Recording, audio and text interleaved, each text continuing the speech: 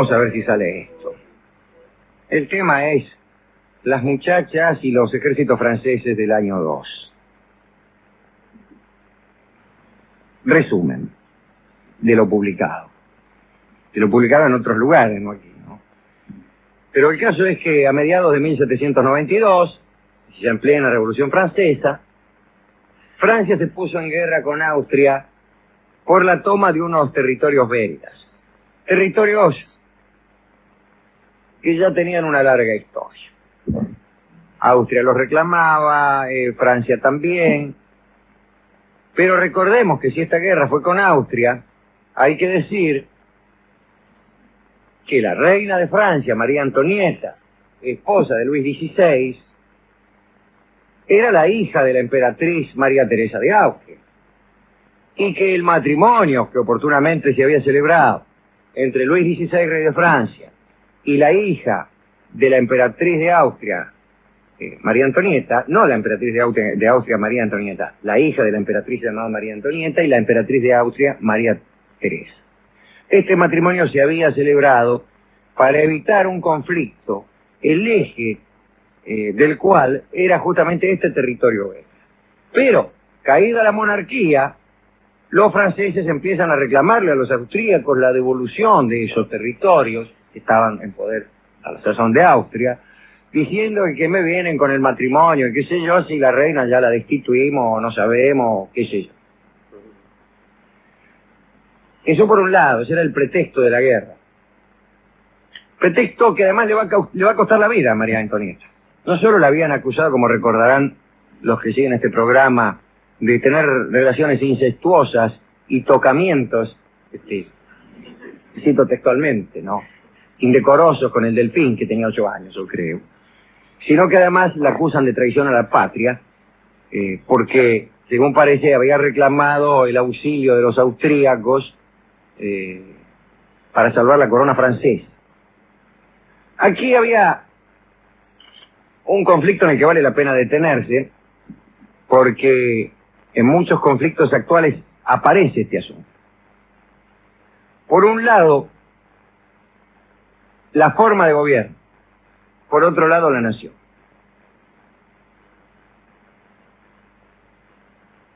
Lo explico. Por un lado, suponían algunos nobles de Francia, entre los que figuraba la reina, que la realeza de Europa iba a salir en defensa de la realeza francesa, haciendo causa común y solidarizándose con una monarquía destituida. Pero por el otro lado, sucedió que las monarquías europeas pusieron el acento no en la defensa de una forma de gobierno, sino en la defensa de sus respectivas naciones. Y en ese caso optaron por dejar que Francia se destruyera sola, que era el negocio nacional para ellos. Ellos, como realeza, quizás se perjudicaban con un país vecino que adoptara la forma republicana, pero como nación se beneficiaban con la ruina de Francia. Recordemos al respecto una frase que me parece que está en el monumento a Esteban Echeverría, aquí en la Argentina, que si no recuerdo mal, últimamente andaba por ahí al final de la calle Florida. Y creo que decía algo así, o dice algo así, como que patria es el lugar donde, y ahí dice algo atinente a la democracia. La frase que no recuerdo ahora exactamente, dice que patria es el lugar donde tiene lugar que mal. Es el sitio donde rigen los principios republicanos y democráticos. Eso es la patria para Esteban Echeverría. Es decir, lo contrario que pensaron los austríacos, a los que no les importó la forma de gobierno, sino el interés nacional. Y es toda una discusión, una vieja discusión argentina, que ha sido tapada ahora porque resulta ser que los partidos que llevaban adelante las convicciones nacionales, arribados al gobierno, parecen defender ciertos vientos universalistas. Los mismos vientos que suelen defender los ejércitos invasores de la Argentina, que siempre han entrado en los territorios nacionales en nombre de principios universales: la libre navegación de los ríos, la democracia, la civilización, qué sé yo, la electrólisis del agua, cosas así. Bien, entonces, tiene lugar esta guerra. Tiene lugar esta guerra. Pero además, esta guerra es auspiciada por los jacobinos. Me extiendo en esto porque, contrariamente a lo que parece, hablar de estos asuntos egipcios a veces esclarece algunos asuntos nacionales, pero no desde los gritos destemplados o del mero ejercicio de la estupidez, sino a través, no ya de una reflexión hecha desde aquí, sino a través del convite al público que está escuchando a pensar un poco en qué clase de situaciones vivimos. Pero a pensar en serio, no con quién anda el diputado fulano. No, pensar en serio, a ver cómo son las jugadas de este ajedrez histórico, para saber para quién trabaja uno. Pues había otro asunto. Los jacobinos buscaban infructuosamente algún punto de unión nacional en Francia, algo que entusiasmara al pueblo. Había dentro mismo de la revolución una interna sangrienta y muy difícil de sobrellevar. Imagínense, no era fácil aquello. Acabábamos de destituir una monarquía de más de 1000 años. Llegábamos al poder y nos encontrábamos con una bolsa de gas. ¿De qué manera? ¿Cuál era la idea madre para hacer que el pueblo siguiera con algún entusiasmo estas cosas? Flaco, una guerra nacional. Y entonces los jacobinos, que en otras circunstancias hubieran sido pacifistas, dijeron, es esto. Y también apoyaron la guerra. Y se produce esta guerra, que no tiene mucho que ver con el cuento que les voy a contar. Digamos que esto pudo haberse reemplazado con estalló la guerra. Bien, estalló la guerra entre Francia y Austria. El Palais Royal era un lugar donde había muchas señoritas alegres, por no decir prostitutas. Sí, ¿qué queda hacer? Le habían cambiado el nombre en aquellos años republicanos, ¿cómo se va a llamar un lugar, el Palais Royal, en tiempos republicanos? Pues le habían puesto Palacio de Igualdad, que es mucho más feo. Y yo no sé, yo creo que ninguno de los dos nombres de cualquier manera esclarece acerca de la naturaleza de las actividades que allí se llevaban a cabo. Porque a mí me dicen Palais Royal, es un poquito más cabaretero, pero en general me figuro que ahí viven los reyes de Francia. Claro. El Palacio de Igualdad me parece que es la sede del Frepaso o algo así. Sí, claro. Pero a buscar minas seguramente no iría a ninguno de los dos lugares. No. Pues había mina, hermano. Es como si aquí a un cabaret le pusieran Fragata Sarmiento.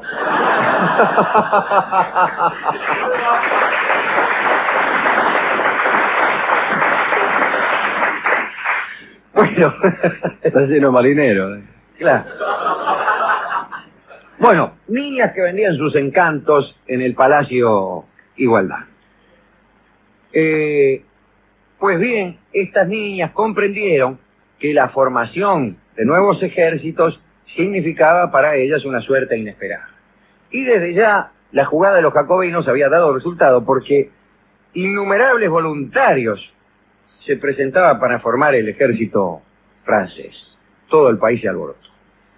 Entonces las chicas, viendo que ahí se podía hacer un buen negocio, acudieron a los lugares en los que se hacía el alistamiento de los voluntarios y con algún que otro gesto miraban a los muchachos que venían a proponerse para servir a la patria.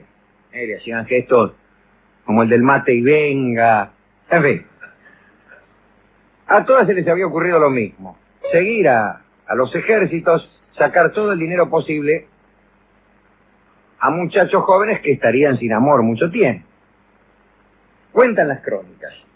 Mientras el pueblo gritaba entusiasmado al ver formarse los batallones, las niñas ingresaban al Palacio Igualdad, levantaron sus vestidos, y los levantaron en el sentido de que se los llevaron, hicieron con ellos un paquete, un bagallo, y estuvieron ya listas para marchar. Por aquel entonces existían algunas revistas llamadas Guías Rosas, y parece que los editores de estas publicaciones estuvieron a punto de arruinarse, porque en esas revistas se imprimían y se vendían las direcciones, las medidas, los retratos de las señoritas más licenciosas de París. Era un volumen completísimo y yo no sé qué esperan para hacerlo en Buenos Aires. Sí, se llama book. Se llama guía telefónica.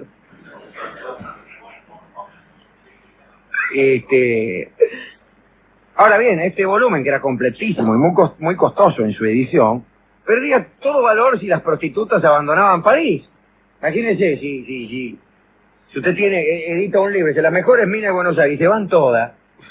Yo quiero. Adiós, nadie lo compra. Entonces, para evitarlo, los editores les ofrecieron dinero a las minas. Pero no hubo caso.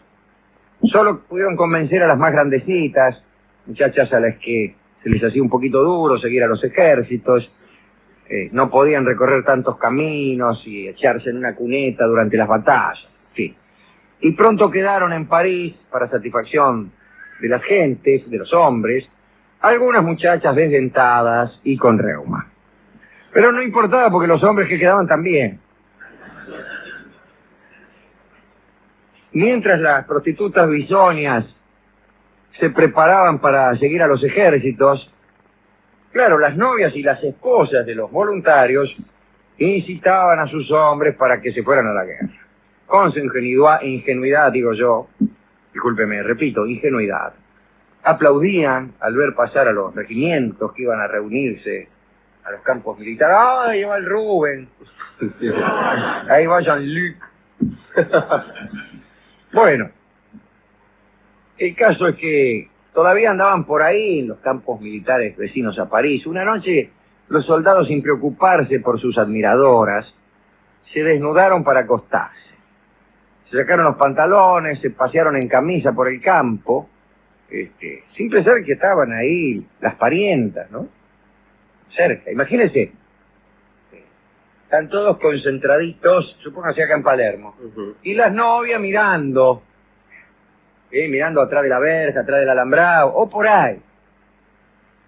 Y se pasearon en calzoncillos por el campo y se reunieron como en un último consejo antes de la noche, hasta la tardecita. Las mujeres emocionadas por entrar de este modo, ¿no?, en la intimidad de esos valientes, consideraban la escena con respeto. De repente, después de murmurar una orden, todos los hombres se sacaron la camisa y empezaron a correr desnudos por el campo. Y cuenta el historiador: escandalizadas las buenas señoras, las novias, huyeron, dando gritos, ¡ay! Salvo una que dijo que se había torcido el tobillo mientras corría, y parece que no volvió a su casa hasta el día siguiente. Sí, le dolía mucho. Todas las esposas, todas las novias asistían a la salida de los regimientos. Cuando los regimientos ya iban a la guerra.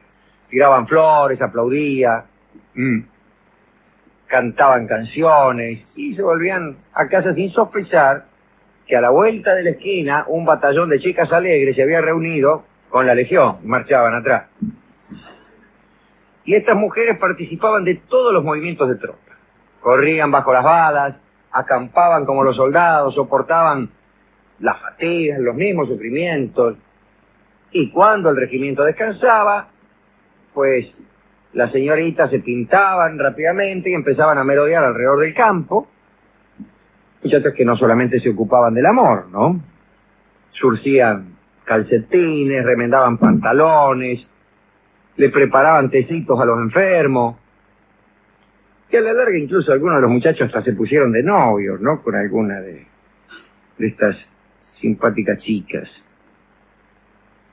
Bueno, poco tiempo más tarde las cosas se pusieron feas de verdad, porque parece que las chicas del Palacio Igualdad, e incluso también los soldados, respetaban muy poco la higiene.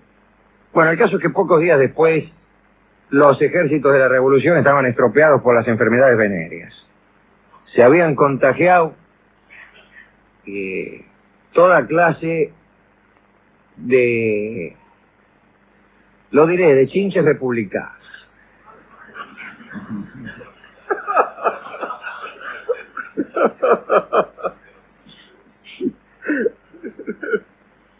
Y claro, las tropas enemigas atacaban con mucha violencia y los franceses sufrían derrotas importantes porque no, estaban medio enfermos. Y además los hombres perdieron la moral, que es lo que uno pierde en estos casos. Algunos desertaron, volvieron a tropezones, a sus casas, y, digamos, como yapa, trajeron a sus esposas las mismas enfermedades que se habían contagiado en batalla, ¿no? En campaña. Ante tal estado de cosas, se tomaron medidas drásticas. Un mayor del ejército escribió, leo: la ley de la naturaleza que lleva al hombre sediento a la búsqueda del fugitivo placer que es el de la reproducción, arrastra a veces a los extremos más inaceptables y más peligrosos para su salud. Las fuerzas se pierden y el entusiasmo se derrumba. Los militares deben practicar el amor muy raramente. Muy raramente quiere decir muy rara vez. Sí. No de un modo raro. No. La primera orden fue que las prostitutas abandonaran los ejércitos rápidamente, so pena, editorial so pena de serles aplicado el látigo, desnudas y en público. Algunas se entusiasmaron muchísimo. Bueno, las muchachas se alejaron durante unas semanas, pero después volvieron. Entonces, una segunda orden, consígueme un poco de agua, añadió que se las pintaría de negro, exponiéndoselas, me refiero a las muchachas, a las burlas del público. Tal castigo hizo retroceder incluso a las más atrevidas porque temieron no poder ejercer más su oficio. Bueno, se fue. La ausencia de las muchachas no arregló las cosas porque los batallones empezaron a violar a todas las mujeres de aspecto agradable que encontraban por ahí. Estaban cebados los muchachos. Ya el cuerpo se los pedía. Sí, claro, es así. En un pueblo de Picardía asesinaron a Bulón. ¿Qué hace Bulón? Un posadero que había intentado esconder a la esposa y a las hijas. Así que bueno, ya se puso fea la cosa en serio. Para impedir que volvieran a producirse escenas tan lamentables, pues las autoridades militares permitieron que algunas mujeres volvieran con los batallones.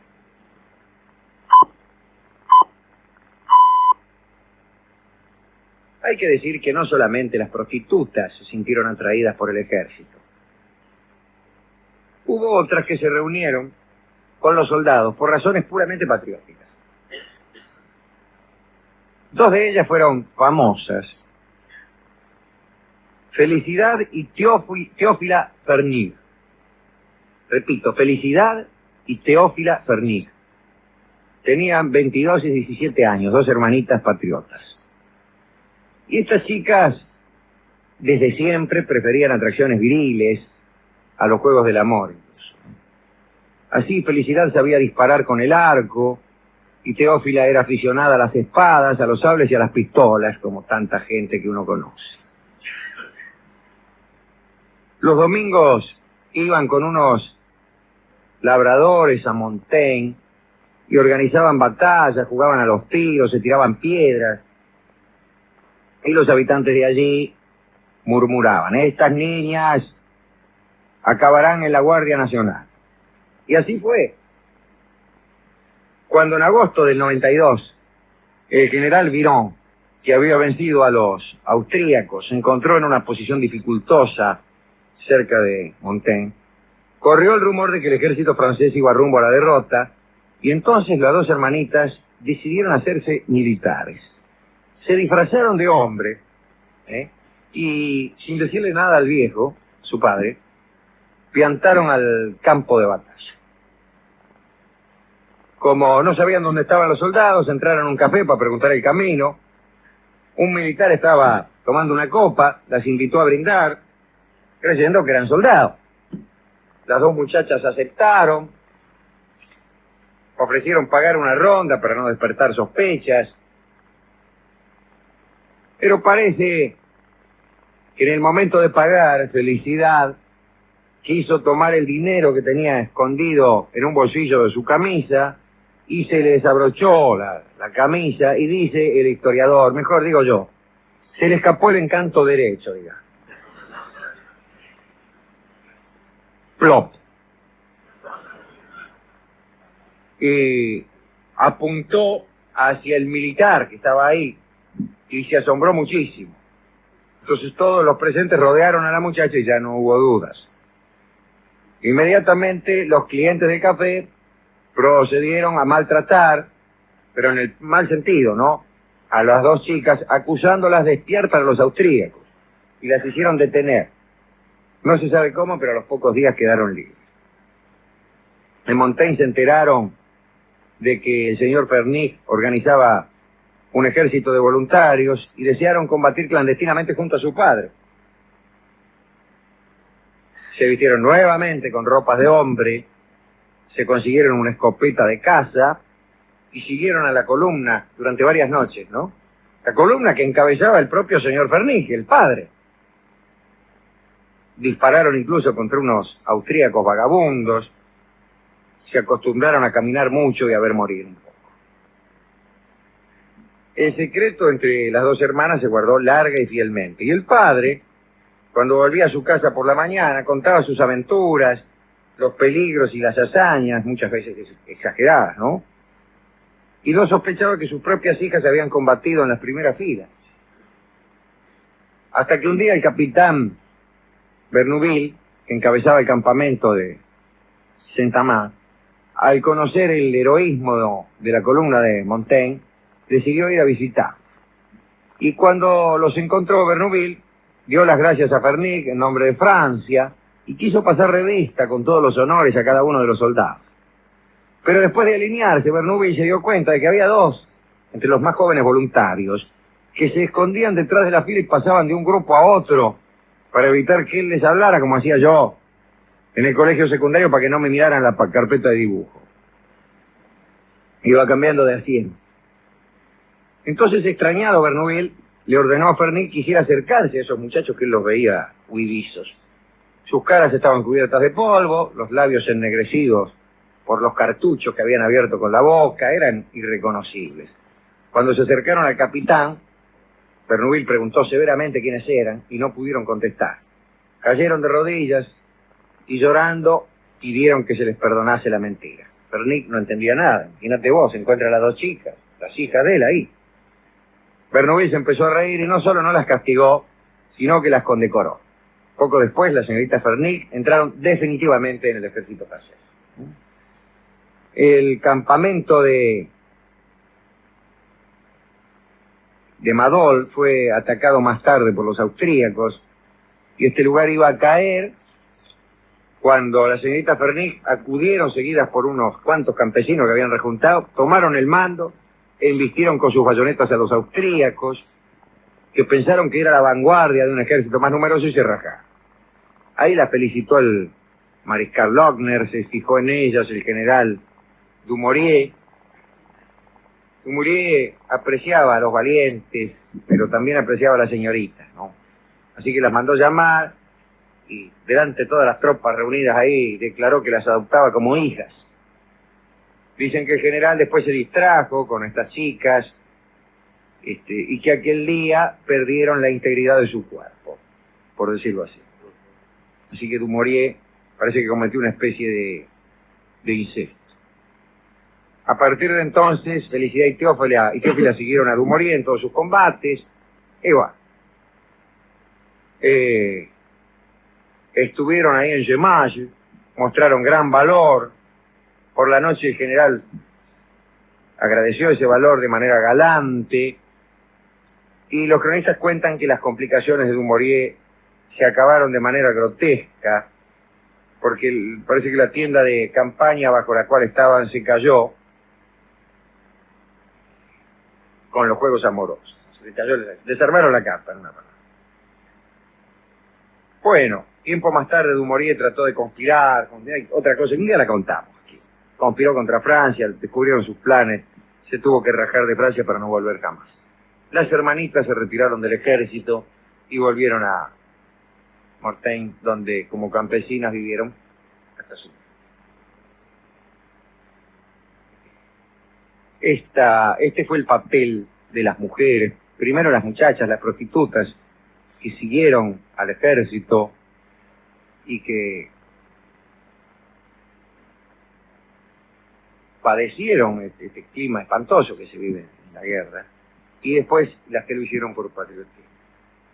A todas ellas les dedicamos esta pequeña charlita de hoy, y especialmente a Felicidad y a Teófila Fernis,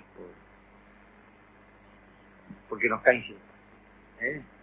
Y ojalá que les haya ido bien aquella noche en la carpa con Dumouriez. Y también a todas las señoritas del Palais Royal. Para todas ellas, una canción en francés que va a cantar Edith Piaf.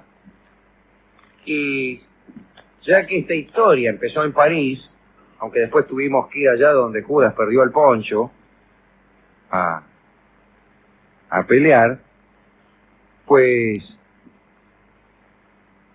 no viene mal, Bajo el cielo de París, Sous le ciel de París, esta canción que canta Edith Piaf, para las mujeres a las que hemos hecho mención, y para los que prefieren defender a la patria antes que defender una forma de gobierno. Si bien después defenderemos una forma de gobierno, pero me parece que es más fuerte el concepto de nación. Hasta los jacobinos lo sabían. Pero es un tema, es un asunto, es un asunto que hay muchos que aprovechan, así como en aquella ocasión lo aprovecharon los jacobinos. Recuerde el alma dormida, avive el seso y despierte, campaneando, como aquí también hubo gente que no eran precisamente jacobinos, que también aprovecharon ese sentimiento nacional. Quiero convidarlos a que reflexionen sobre estos asuntos y piensen antes que nada que no son fáciles, que son asuntos difíciles,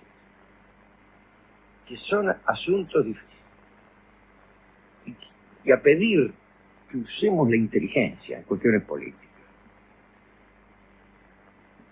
Tal bueno es que el pueblo use la inteligencia, ya que Sous le ciel de París, canta Edith Piaf. Dale.